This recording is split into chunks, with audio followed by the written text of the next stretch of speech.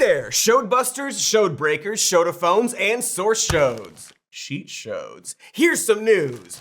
The midterms are coming up in a couple months. Maybe. Fingers crossed. Elections feel sort of, up in the air right now. That's the mood, at least. Despite the president and his Republican freak squad being overwhelmingly unpopular right now, they don't seem very nervous about getting reelected. Or rather, they don't seem to care about public opinion, but have a lot of, let's call them concerns about the election itself. Specifically, whether or not they can break them. Most recently, Trump signed an executive order directing the Department of Homeland Security to make a list of eligible voters and then barring the U.S. Postal Service from sending ballots to anyone not on his special list. Something that violates many laws and the Constitution, which is laws' dad. If only because the president simply isn't allowed to oversee elections. He can't just do anything he wants via executive order. That's not really how it works. And it's weird, we even have to litigate it. But I think Trump knows that and doesn't care.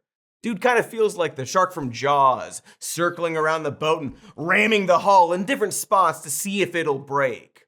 For the most part, he keeps bouncing off each time. So far, we're seeing some cracks start to leak, but for now, he's not getting through. Meanwhile, everyone on board is drunk, a bunch of us are being eaten, and the people in charge are telling us the shark doesn't exist. But at least in Jaws, the boat never sinks. Right? I forget.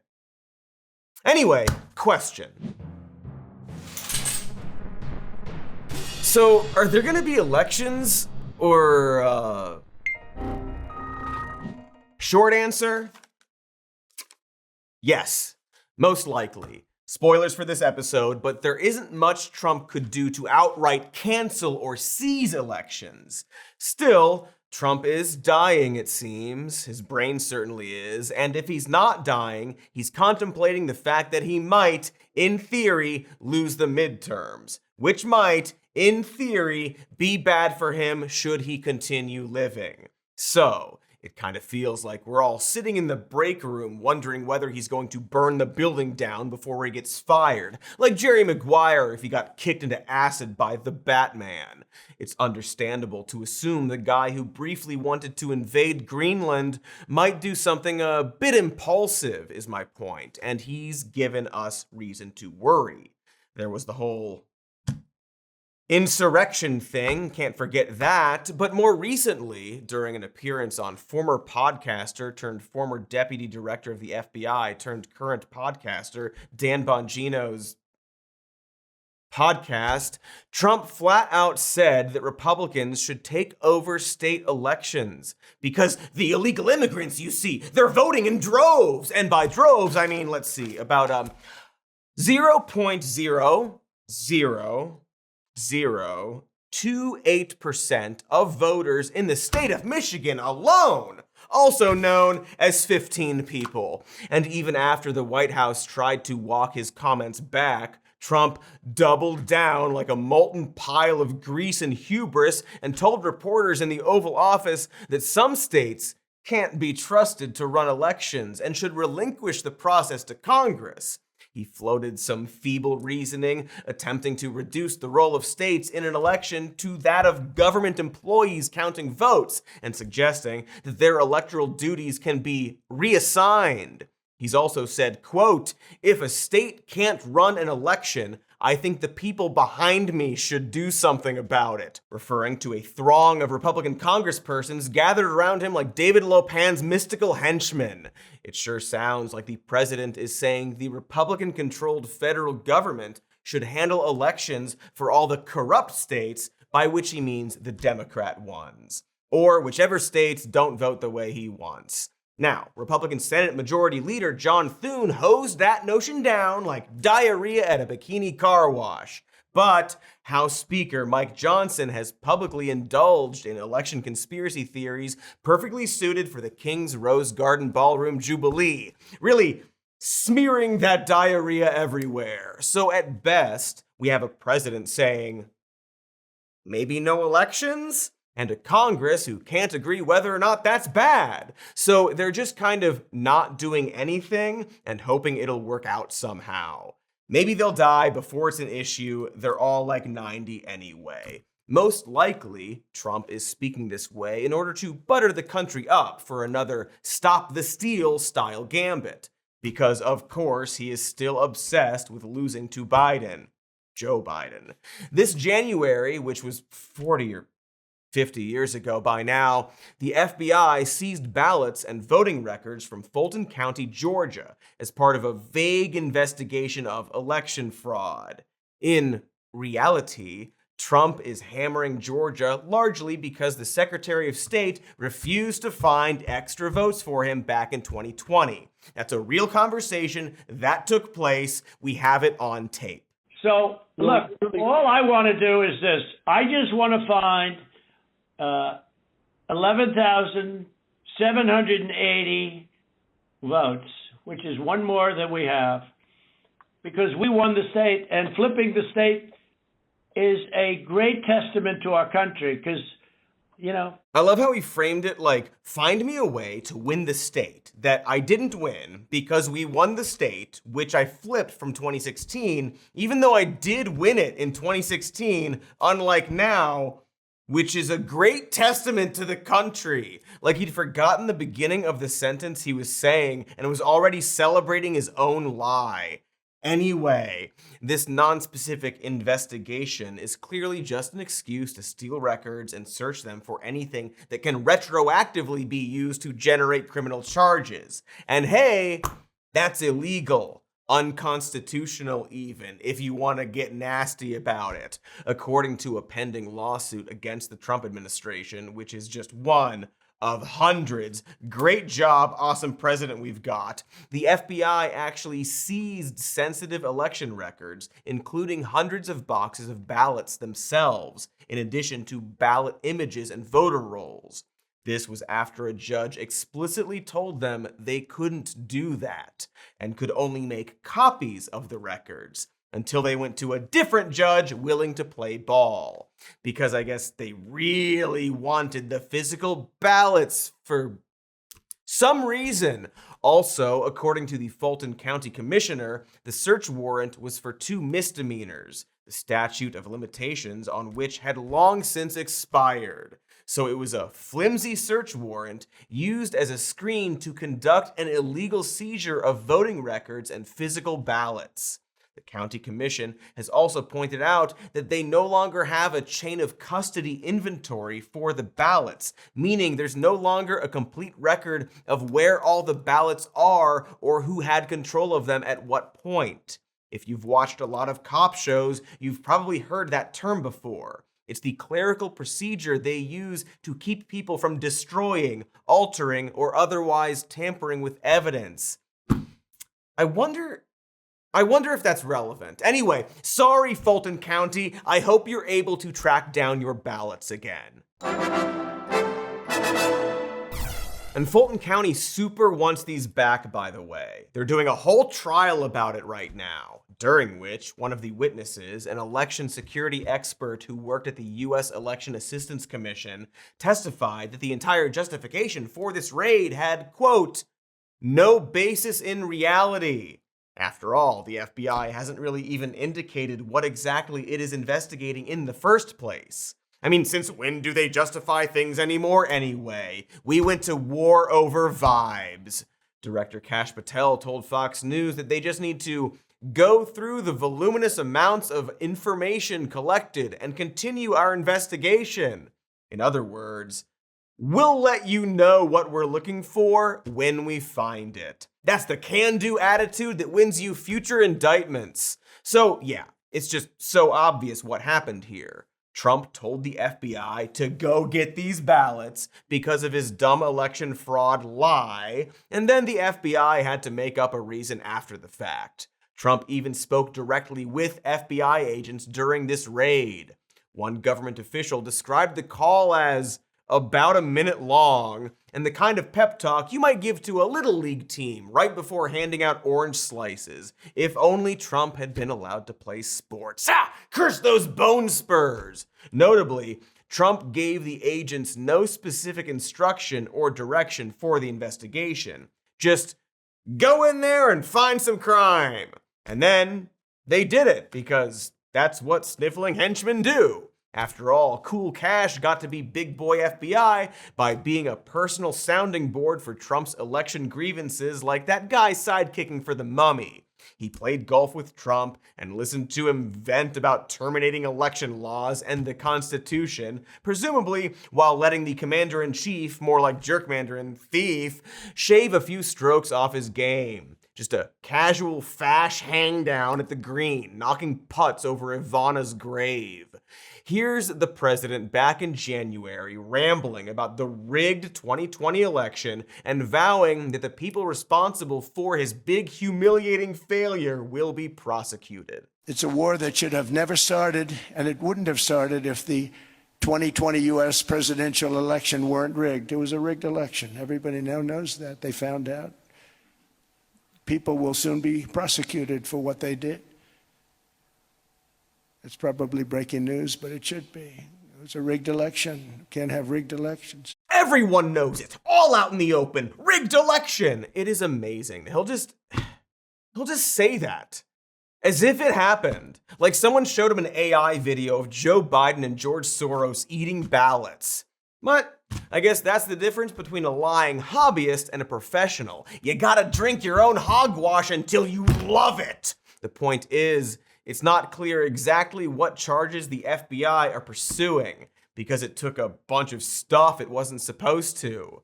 And I don't think it matters to them what they find or even if they find anything, so long as it looks like some kind of crime happened. They got out all their tough guy vests and gear and stormed in there like they were taking down the Unabomber so that the stupidest people in the world could see it on TV and go, oh, wow, something must be up with those elections. Trump, an actual criminal we let be the president, felt scorned by all the times he was investigated and raided by law enforcement because of the real crimes he did, and clearly just wants to wield that power on his perceived enemies. In this case, people who did their jobs instead of helping him steal an election.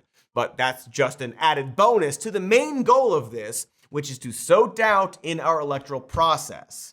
Because whether or not he can cancel or steal the election, Donald Trump has absolutely fantasized about it. He's mused about it for years. He openly admires dictators and dictatorial regimes, chuckling about getting a third term. Oh, also, he already tried to overthrow the United States by attempting to block the certification of a presidential election. Remember that? I feel like I should mention that again. That's a red flag, right? He's the only person in modern American history to refuse the peaceful transfer of power. Seems bad. Dare I say, I don't think we should ever have a president who shows open disdain for democracy and jokes about canceling elections, even if, and this is important, he really can't. Because he can't! Good news! Good news! Donald Trump can't cancel our elections. Midterm, presidential, rose ceremony results, or rather, he can say he's canceling elections, but they'll just keep happening around him. And I will explain why, which unfortunately means I have to explain how elections work too. I'm so sorry. The electoral process, it turns out, is pretty densely complicated. Each state runs their own elections, as stipulated by the Constitution. States directly elect their own representatives for Congress, but indirectly elect the president via a system of electors, who generally vote according to whichever candidate won the popular vote for their state, although in some states they're not technically required to. But in 32 states, they are required by law to reflect the wishes of the voters. There were a lot of shenanigans with that back in the 2020 election, with Trump frantically trying to sway electors to vote against their population's wishes, or to outright replace electors with crackpot loyalists. If you're wondering, no, you can't do that. Electors are themselves voted in and aren't just like anyone. What Trump was doing was the equivalent of this. This verdict is written on a cocktail napkin, and it still says guilty. And guilty is spelled wrong. It was a crime, in fact, one that many of the fake electors got in trouble for, at least until being pardoned, of course.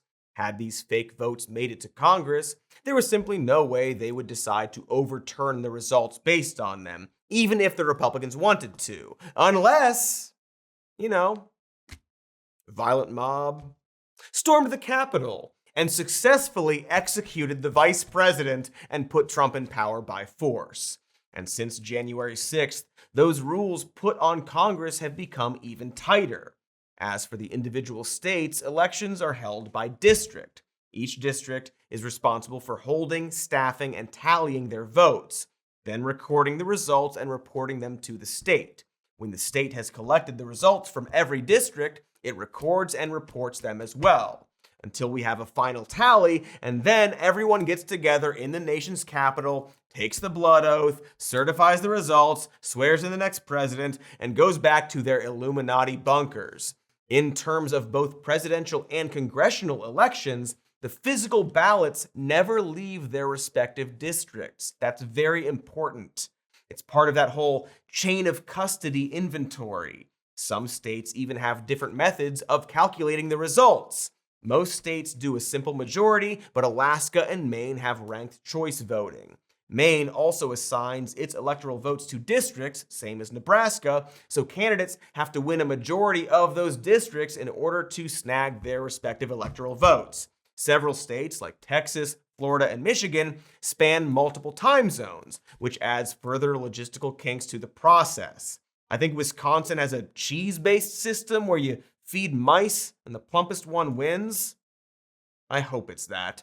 This is all to say that the American electoral process is almost completely decentralized. It's a tangled web of jurisdictions within jurisdictions in every state of the union, and it's nearly impossible to pull apart. And while you may think that's inefficient, that is by design, for exactly the crisis we are currently experiencing. Trump has and will perpetually test America's guardrails against fascism for as long as we let him. And luckily, with elections, there's simply no way for him to litigate or legislate or influence enough to change or sway the core process, especially not before the midterms, and especially not to the midterms. Again, he could say, "No elections, thank you for your attention to this matter." But since it's all run in the states, he can't force them to stop.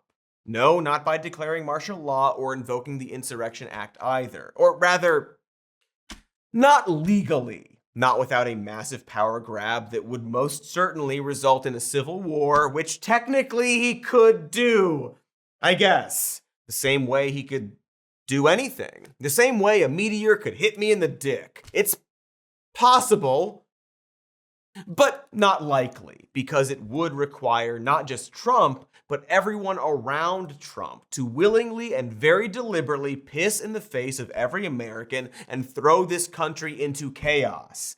Chaos that would be antithetical to their goals, even their evil goals. Like, I know they're all very stupid people, but even they want to, survive. Also, and most importantly, they don't think they need to do this. Because this isn't a binary situation.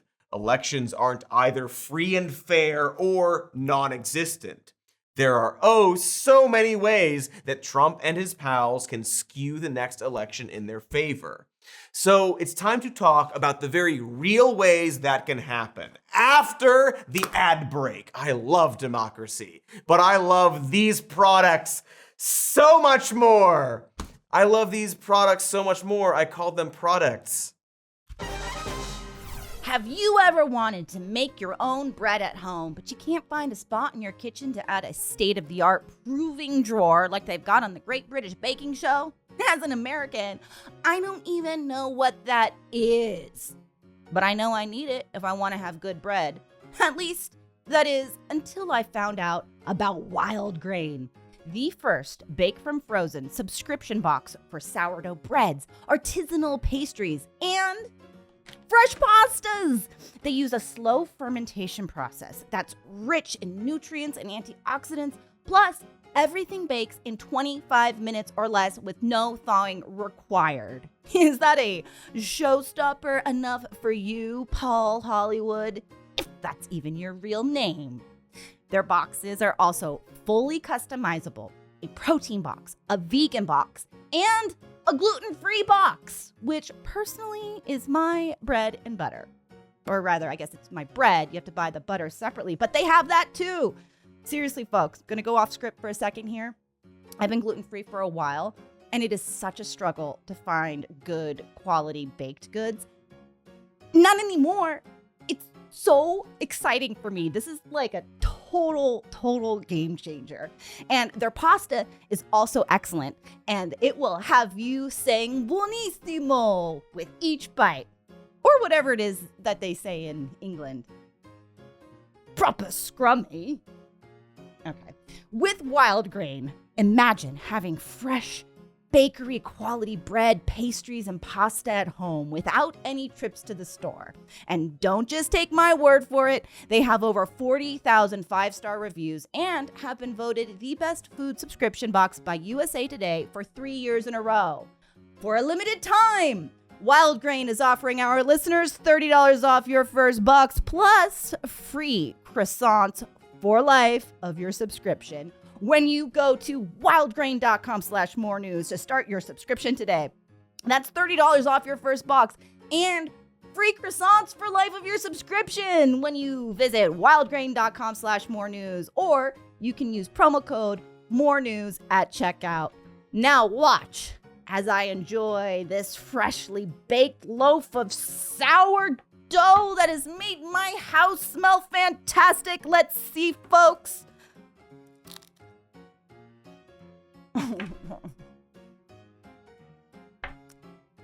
It's so good. It's proper scrummy.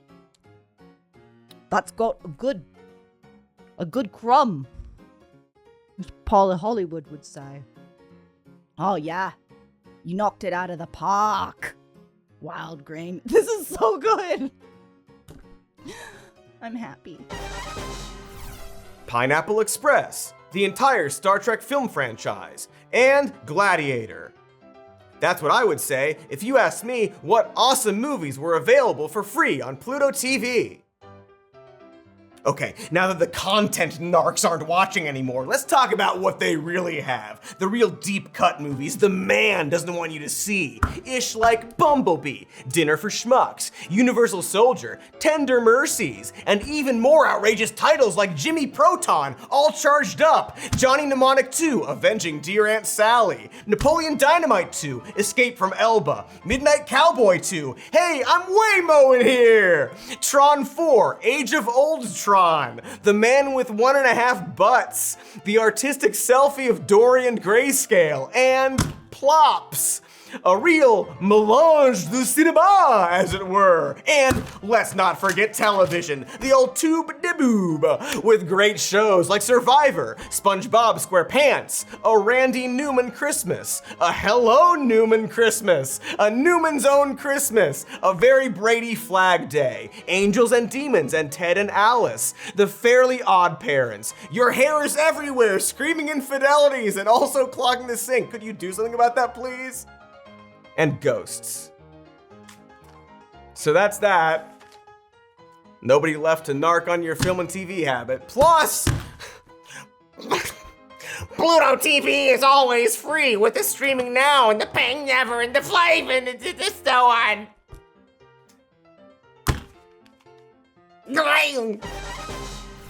Well. Look who came crawling back.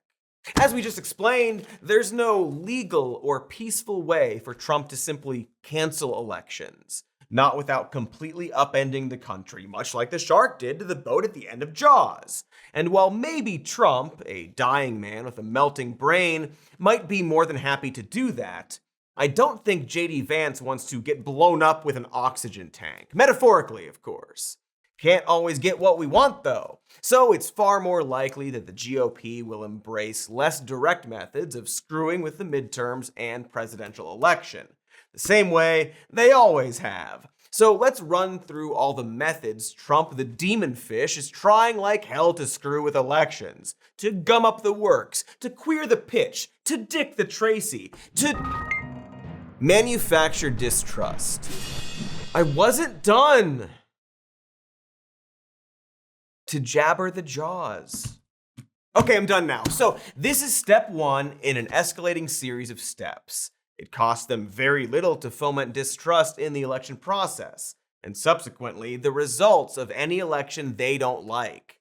That's MAGA classic. They spent Biden's entire administration attacking the future results of the 2024 election, before realizing they didn't have to when the Democratic Party tripped over the corpses of thousands of dead children for the L. 70% of Republicans said they didn't think the 2020 elections were free and fair, but those numbers were almost completely inverted after 2024. Whoops! I guess voting works fine, or whatever, when Republicans win. But now that Trump and his cronies are doing a wind sprint towards total authoritarianism, they're returning to that same old mix CD of lying about voter fraud by illegals, like the most racist volume of Now That's What I Call Music. You know the one. And just to start, not only is there very little evidence of non-citizens voting in our elections, but very little voter fraud overall. Back in 2021, the Associated Press did a deep dive into this and sent a gaggle of reporters to talk to 340 election officials across the country to look for evidence of fraud. They came up with a total of 475 potential instances, ranging from people who didn't realize they couldn't vote to people deliberately voting on behalf of a dead relative. All in all, none of these cases could have swayed the 2020 election, in which over 150 million people voted. But that's not going to stop them from constantly acting like our elections are under attack, putting Nick Shirley on the case to turn their supporters against any election where the results are undesirable. Oh, did a Democrat flip a state in the midterms? Must be that fraud we kept talking about. Weird how only the blue states do fraud. But what's kind of amazing is that at the same time Trump is talking about the dangers of election interference and fraud, he's actually working to remove every protection against election interference he can. For example, he's dismantling election safeguards he himself implemented during his first administration. In 2018, Trump signed a law creating the U.S. Cybersecurity and Infrastructure Security Agency, which operated under the purview of the Department of Homeland Security, providing resources and expertise to states on how best to safeguard elections from outside interference. And it was a bipartisan success, one of the rare victories of the Trump administration. He doesn't get a lot of wins for the history books, and CISA was a genuine W, not the Bush kind. Never the Bush kind. I guess sort of the Bush kind with Iran. Flash forward to 2026, and Trump has gutted CISA, a move his administration has been told by multiple sources will leave state and local election offices more vulnerable to attack. He also launched investigations and indictments against former CISA director Christopher Krebs for disloyalty after Krebs rejected Trump's baseless claims of interference in the 2020 election. Specifically, Krebs referred to them as technically incoherent, which is a slightly more polite way of saying the dumbest shit I've ever heard. Trump's campaign lawyer at the time, Joe DeGenova, told Newsmax that Krebs should be executed for his remarks. So to recap, The president has dismantled the organization he created to safeguard elections and is trying to prosecute and maybe kill the person in charge, all in the run-up to the midterms. So while he's not personally attacking elections, he's essentially putting a delicious pie on the windowsill and theatrically covering his eyes. Except he wouldn't even cover his eyes because he's so dumb and bad at both crime and not being obvious about the many crimes he personally commits. He would just stand there, leering at the pie like it's an 8th grade pageant winner. So that's tier 1. Simply making the public feel generally uneasy with the election process by claiming widespread fraud while simultaneously making it easier for widespread fraud. And once enough people are convinced of all the fraud or do the fraud because he made it easy for them, he can then move on to step 2. Disrupt the process. So when I say disrupt the process, I mean any attempt, legal or not, to make it harder to vote or harder for your vote to count. So for example, that old classic of gerrymandering, which we're seeing in states like North Carolina and Texas. Of course, that's to be expected from both parties, and frankly, it's weird we haven't done something about it. But I guess to do something about it, we need the people who love gerrymandering to do the thing about the thing they love. So again, whoops, fucked that up. Fucked up saying whoops. More like whoops. Anyway, we'll fix it next country. Old news is my point. Let's talk about some of the more innovative ways the GOP will be making it harder to vote. There's, of course, purging of voter rolls, which is the act of accessing lists of registered voters and finding ways to disqualify them based on technicalities. In theory, that sounds apolitical, unless you selectively do this in areas more likely to vote for your opponents, which is what they do. Voter roll purging, like gerrymandering, is another grotesque violation that we just sort of accept as conservative political strategy that needs to be outsmarted. We've already seen some pretty outrageous tomfoolery in dozens of states like Tennessee and Georgia, in which eligible voters have had their registrations canceled due to spurious reasoning like address changes or inactivity. Remember, voting is a constitutional right, just like free speech and the Crunchwrap Supreme. It doesn't expire. You don't lose those things by not using them.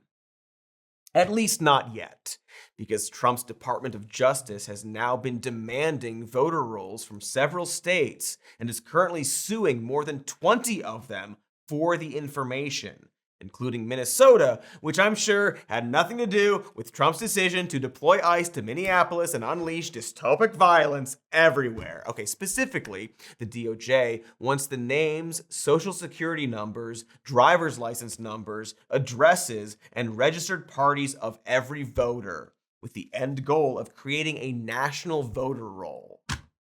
You know, for safety. In a confidential memorandum between the Department of Justice and the states willing to share voter rolls, the DOJ requires that those states remove any voters deemed ineligible by a federal review. And other reports have indicated that the Trump administration is already sharing those voter rolls with the Department of Homeland Security, presumably to run citizenship checks, or whatever we're calling it this week. In theory, if you actually trusted the federal government, this might not be an immediate disaster, but all it would take is one corrupt administration to abuse this, right? Can't think of one off the top of my head, but you get the idea. Hypothetically, if a president was like a criminal and openly considered the opposition party enemies and actively refused to represent the interests of all Americans, all right, well, you would see how this imaginary scenario would be bad. More on that later. Anyway, so far, a handful of Republican states have complied, because of course they have, while dozens of others continue to refuse. Possibly because the stated purpose of a national voter roll is as flimsy as Michelangelo's nunchucks. I never met one kid who didn't snap Mikey's chucks the moment they came out of the package. Bad toy. Speaking of other flimsy shit, Trump has gone bananas for passing the SAVE Act, which would require everyone to present proof of citizenship in order to register to vote. He really wants this to happen for Jesus. And I'm requesting that the Republican senators do that immediately. You don't have to take a fast vote. Don't worry about Easter going home. In fact, make this one for Jesus, okay?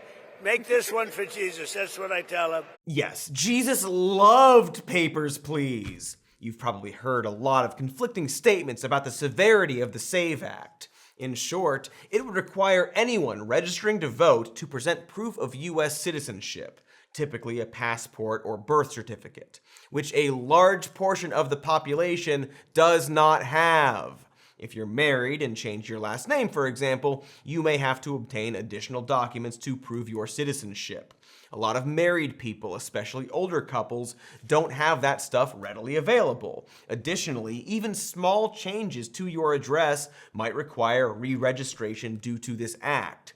Trump is also pushing to make mail-in voting nearly impossible unless you have an illness or disability or are the president, apparently, because Trump just voted by mail and also lied about why he voted by mail. Considering that voter fraud is near non-existent and voting is your right, the SAVE Act would create unnecessary hurdles for a lot of people, requiring them to pay fees to get the needed documents for no good reason. Essentially, it's an indirect poll tax, which is an illegal practice of requiring payment to vote long outlawed by the 24th Amendment. Before then, poll taxes were created in the Jim Crow South in order to prevent anyone of limited income from voting, namely, all the newly emancipated Black Americans. As I said, and will keep saying, voting is a constitutional right, but there is a clear push by the GOP to make it less of a right for others. They can't outright stop women and minorities and poor people from voting, so they have the SAVE Act instead. They love using this innocent-sounding reasoning that, well, if you're not illegal, you have nothing to worry about. But it's strange that the party who hates big government is trying to put up as many bureaucratic hurdles as they can when it comes to the simple act of electing our representatives. Especially since, and this is worth noting, the SAVE Act will hurt just as many, if not more, conservative voters. Especially if red states just start doing their own little SAVE Acts, which is what Sweaty Ron is trying to do right now in Florida. At best, it's a misguided attempt at unneeded election security that will decrease voter turnout. At worst, it's a direct effort to disenfranchise the poorer classes.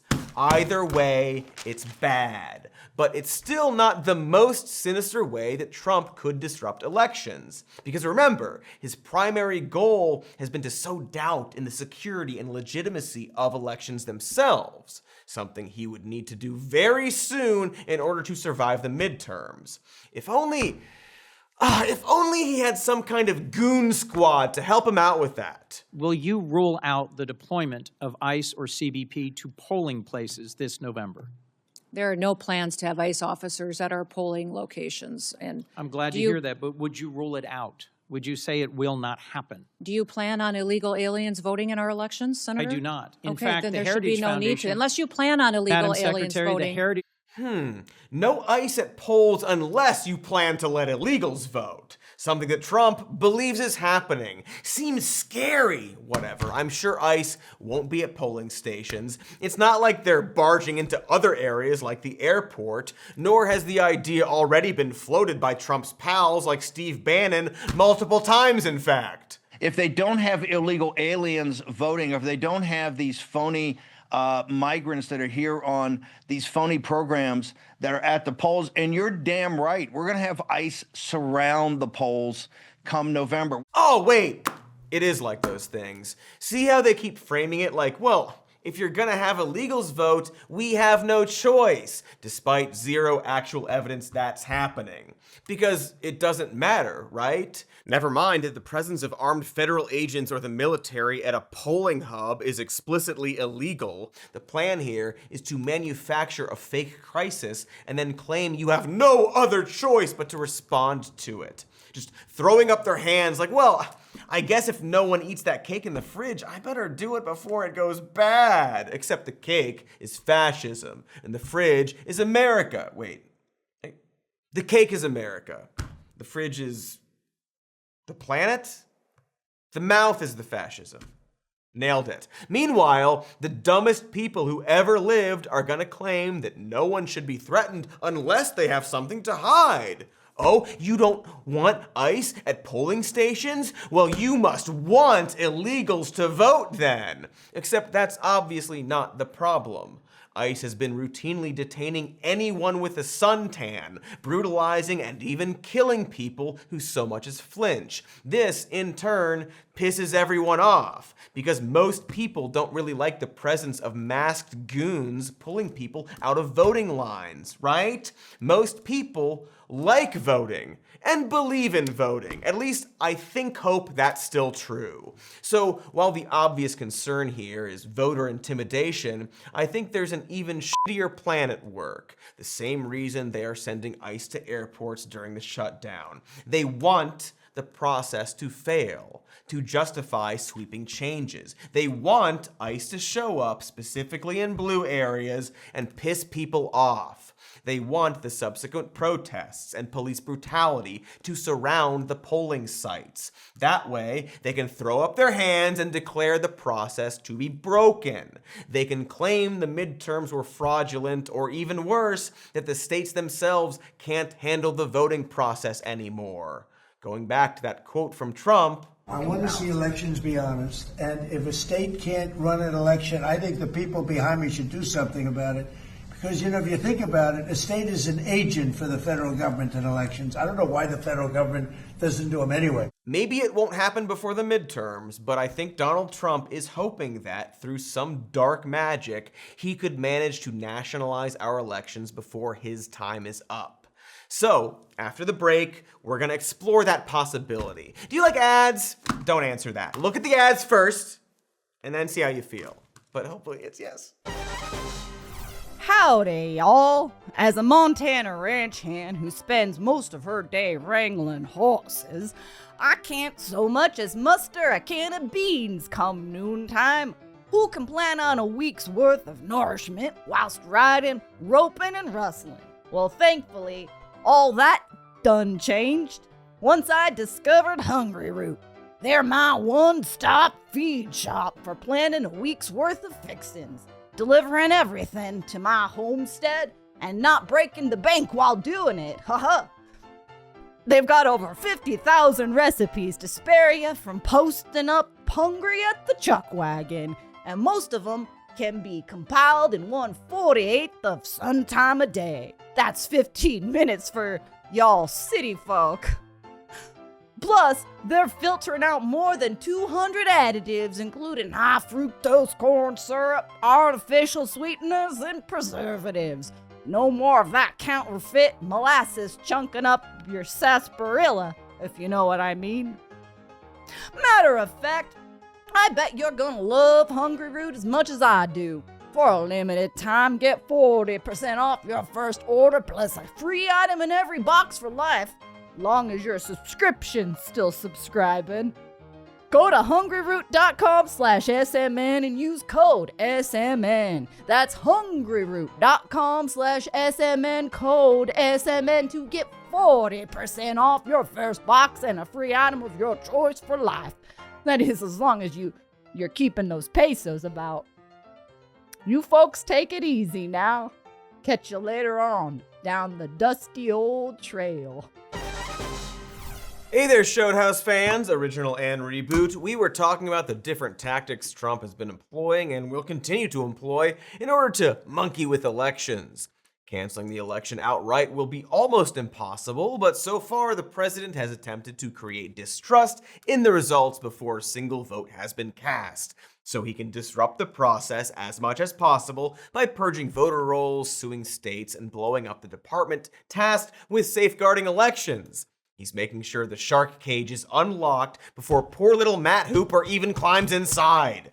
And before the break, we talked about the possibility of using ICE to disrupt the midterms to such an extent that Trump declares the entire process to be in need of intervention. Which brings us to step 3.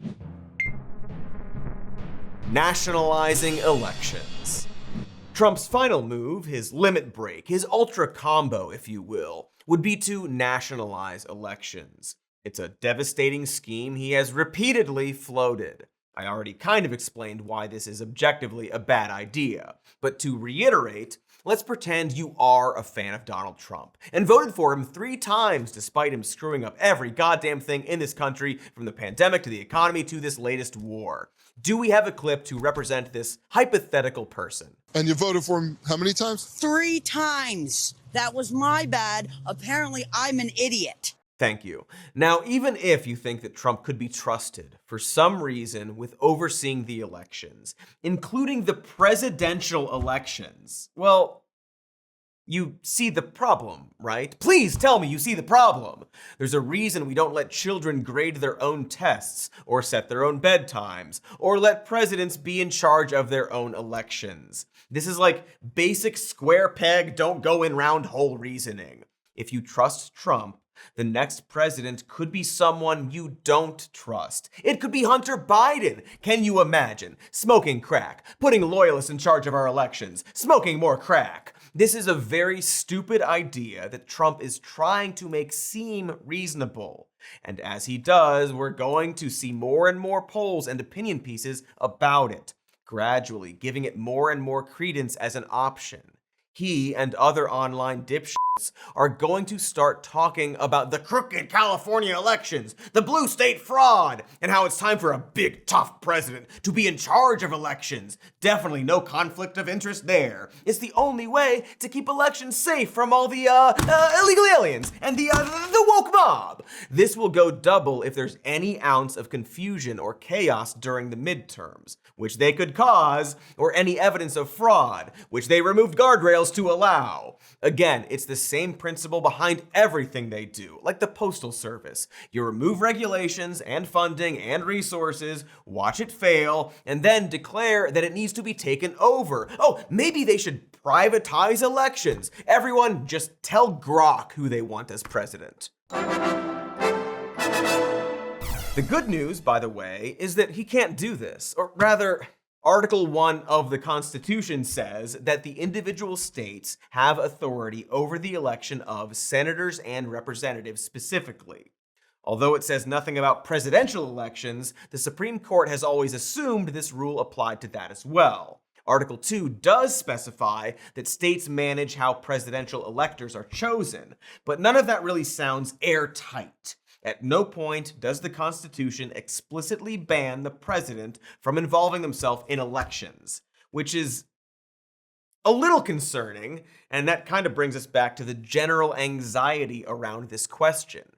Can Trump cancel or take over the elections? On paper, he can't. But Trump has this weird ability to say something enough times that it comes true. For whatever reason, this decrepit racist has the entire GOP in his mummy thrall. It's like he's playing GTA on God mode. Not a single person seems willing to hold him accountable for or stop any of his crimes. He and the many podcasters he's hired seem completely unaware of the Constitution and will float everything from war crimes to just stealing another country. And it's impossible to know which of their threats will be followed up on and which crimes will be eventually reversed and punished.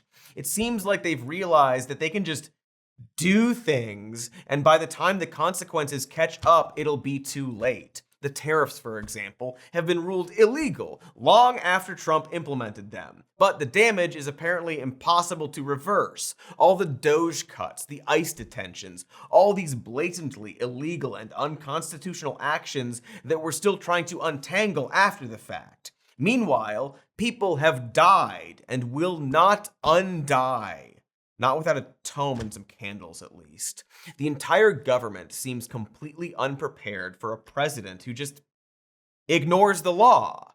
And no one is brave enough to just arrest him. Just arrest the guy. It's too partisan, you see. And hey, once he's not president, we can eventually get around to sorting it all out. You know, unless he screws with elections too. That kind of seems like the plan, right? He's doing so much illegal shit which he'll, in theory, have to answer for when the Democrats are in charge. So why not do a little more illegal shit to ensure that won't happen?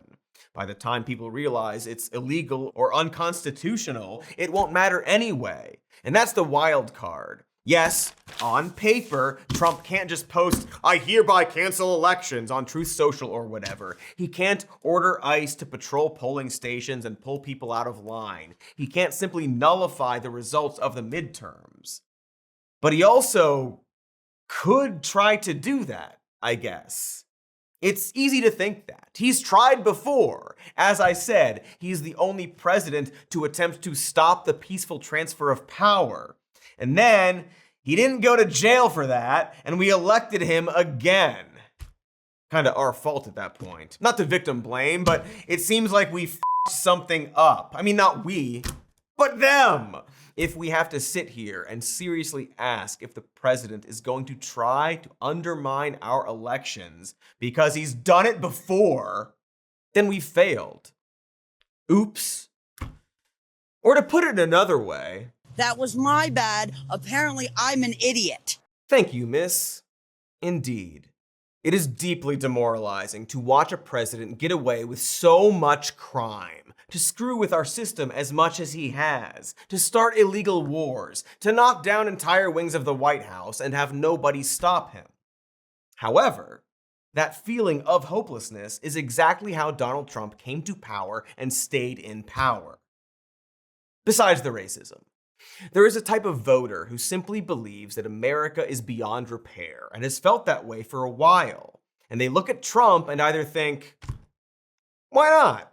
Or, what's the point? That type of apathy and depression only helps the GOP. It's part of the reason why Trump's 2024 victory saw much lower voter turnout in blue areas than in red areas. I mean, the Democrats helped too, don't get me wrong, they really helped. But Trump wants you to feel like there's no hope. After all, when everything keeps going wrong, why would we expect anything good to happen? Of course he'll steal the elections, right? So what's the point in even voting? The thing is, Trump's very stupid.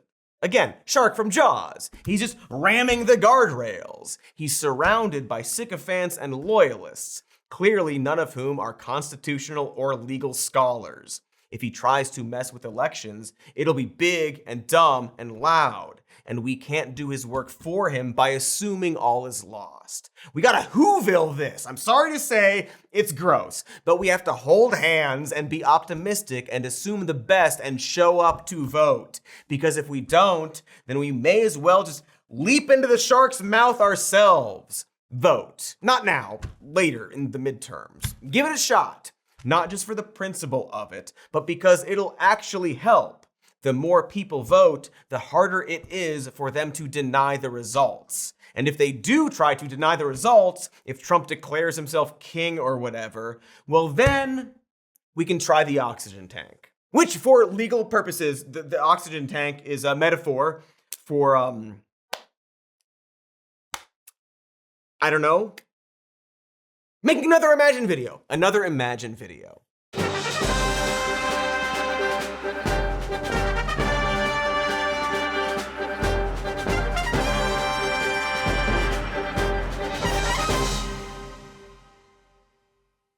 Imagine there's no heaven.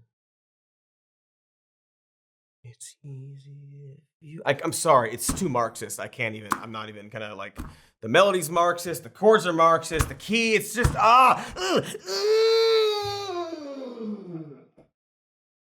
Imagine everything in proper order. That is how it should be. But don't actually imagine. We don't want you getting too many wild ideas. That's what music should be, right? Just one note, everything's in its right place. Yeah. Anyway, hi. Thanks for watching. Make sure to like and subscribe if you would. We got a patreon.com/somemore-news. We've got a podcast called Even More News. It's on this channel twice a week. We do a live stream sometimes. Maybe the date's on screen. Maybe it's not. You can listen to this show as a podcast if you want, instead of watching this. Maybe I'll sing more like that in the audio version. I won't. We got merch at a merch store. Warmbo's there. Other characters and other stuff is there. And I think that's everything. So we're just gonna go. Imagine all the people